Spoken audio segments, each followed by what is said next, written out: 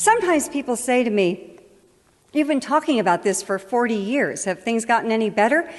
And actually, I have to say, really, they've gotten worse. Ads sell more than products. They sell values, they sell images, they sell concepts of love and sexuality, of success, and perhaps most important, of normalcy. To a great extent, they tell us who we are and who we should be. Well, what does advertising tell us about women?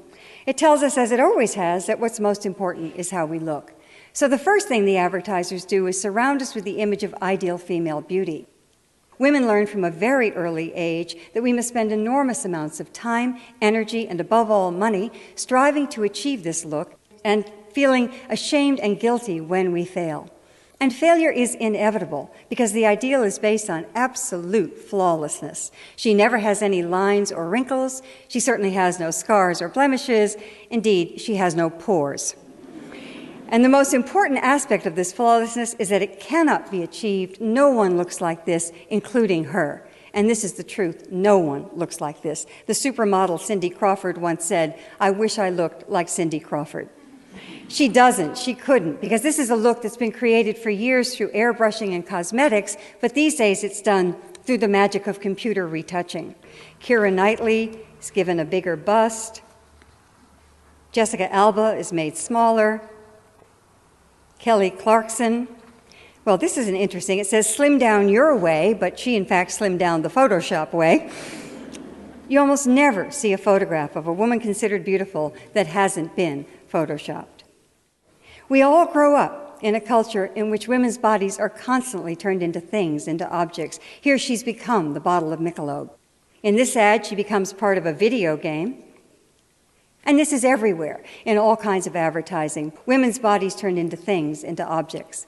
Now, of course, this affects female self-esteem. It also does something even more insidious. It creates a climate in which there's widespread violence against women. I'm not at all saying that an ad like this directly causes violence. It's not that simple. But turning a human being into a thing is almost always the first step toward justifying violence against that person.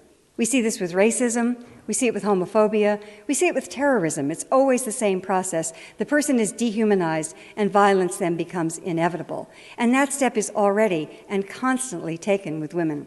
Women's bodies are dismembered in ads, hacked apart. Just one part of the body is focused upon, which of course is the most dehumanizing thing you could do to someone. Everywhere we look, women's bodies turned into things and often just parts of things. And girls are getting the message these days so young that they need to be impossibly beautiful, hot, sexy, extremely thin, and they also get the message that they're going to fail, that there's no way to really achieve it. Girls tend to feel fine about themselves when they're 8, 9, 10 years old, but they hit adolescence and they hit a wall. And certainly part of this wall is this terrible emphasis on physical perfection.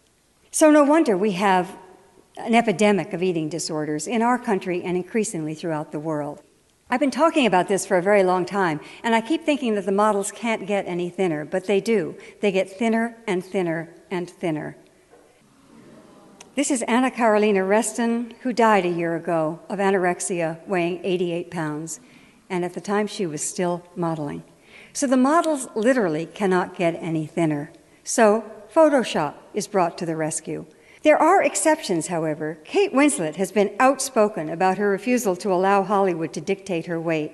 When British GQ magazine published this photograph of Winslet, which was digitally enhanced to make her look dramatically thinner, she issued a statement that the alterations were made without her consent.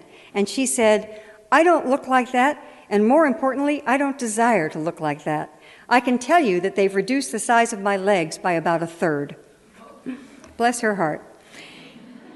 So what can we do about all of this? Well, the first step is to become aware, to pay attention, and to recognize that this affects all of us. These are public health problems that I'm talking about. The obsession with thinness is a public health problem. The tyranny of the ideal image of beauty, violence against women, these are all public health problems that affect us all. And public health problems can only be solved by changing the environment.